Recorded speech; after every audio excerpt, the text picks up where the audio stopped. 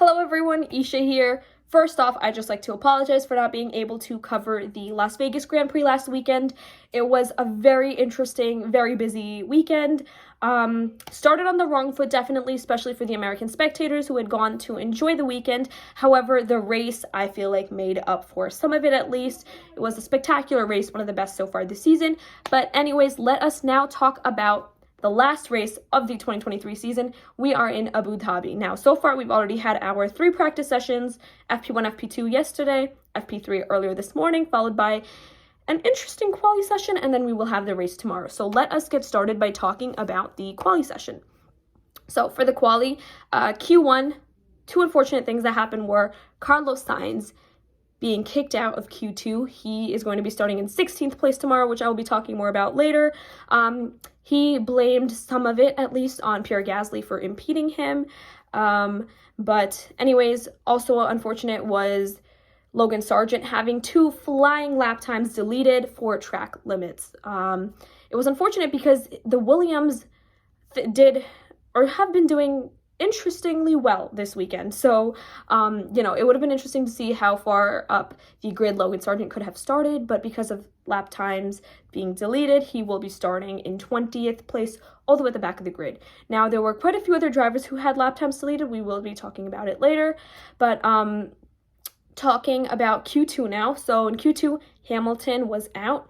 It was pretty unfortunate. Afterwards, he was talking about how bad the W14 is and how he's been struggling with it. He said it was all over this weekend so far. And it's interesting to see because his teammate, George Russell, did significantly better. Lewis Hamilton will be starting in 11th tomorrow. George Russell will be starting in 5th place. So anyways, Hamilton's been struggling with the W14, and it's going to be interesting to see how many points he can make up for tomorrow because it's going to matter for the constructor standings, which I will talk about later in the video. Now, Alex Albon was also out in Q2. It was interesting because Williams had a different strategy. They put him out for his second lap earlier than everybody else. He did put up a good lap time, but once everybody else came out, they were able to put up significantly better lap times. Anyways, looking at Q3, Yuki Tsunoda came in 6th, and he is outperforming Daniel Ricciardo, who finished in 15th. So Yuki's going to be starting in 6th place, while Daniel Ricciardo is going to be starting pretty further back in 15th. And that was pretty much it for all the interesting stuff in Q3. Also, something important to note was that Charles Leclerc finished in 2nd, whereas in Q1, when Carlos finished 16th, he finished 10th. So he also seemed to struggle a bit in Q1, Q2, but then in Q3, he made up for it by taking that 2nd spot on the front row. Now, taking a look at some interesting things we should be looking out for tomorrow, we have some battles going on for the driver standings as well as the constructor standings. So in the driver standings, we have a 4th place battle between Carlos Sainz, Fernando Alonso, and Lando Norris. Now, last weekend at Vegas, I was thinking that Carlos Sainz would be finishing this season in 4th place. However, because of his performance today, I don't think that's possible anymore. If I had to pick between Alonso and Norris, I would say Lando Norris is probably going to finish in 4th because the McLaren's really fast. He was driving pretty great today too until he had a bit of a slip in Q3 where Oscar Piastri was able to get in front of him as well as George Russell. But besides that, Fernando Alonso could also put up a good performance, but the McLaren's just much better than the Aston Martin is right now. And Carlos Sainz is a great driver in a Ferrari, but he's going to be starting in 16th. So for him to get in front of Lando or Fernando Alonso and to be able to score that many points is going to be pretty close to impossible in that Ferrari. So I think that Lando Norris has the best shot of taking that 4th place.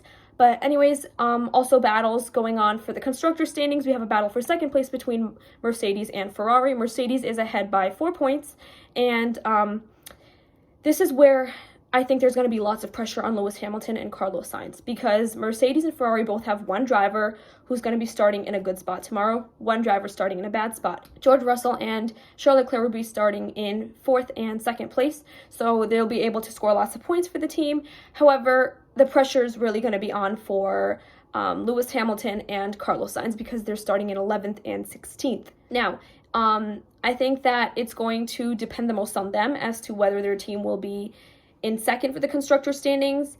I think that Mercedes has a better shot of doing it because Lewis Hamilton can come up higher, score more points than Carlos Sainz can because he's 5 spaces behind anyways.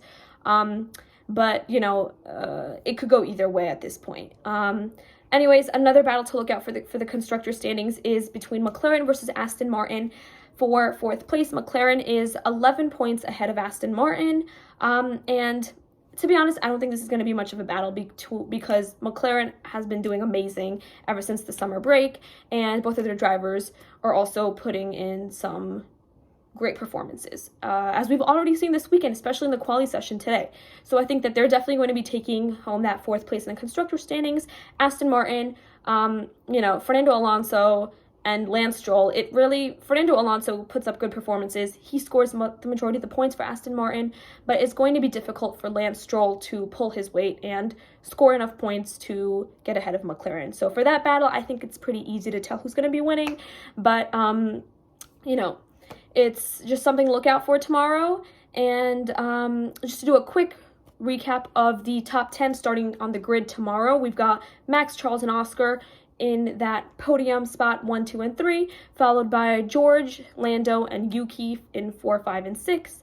Then we have Fernando Alonso in 7th place, followed by Nico Hülkenberg in 8th, Sergio Perez in 9th, and Pierre Gasly in 10th place.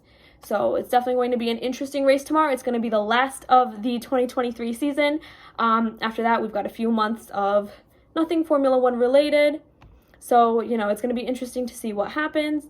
And stay tuned for my post-race video tomorrow where I'll be talking about my thoughts and the end of the 2023 season. But until then, have a good day, and I'll see you guys in my next video.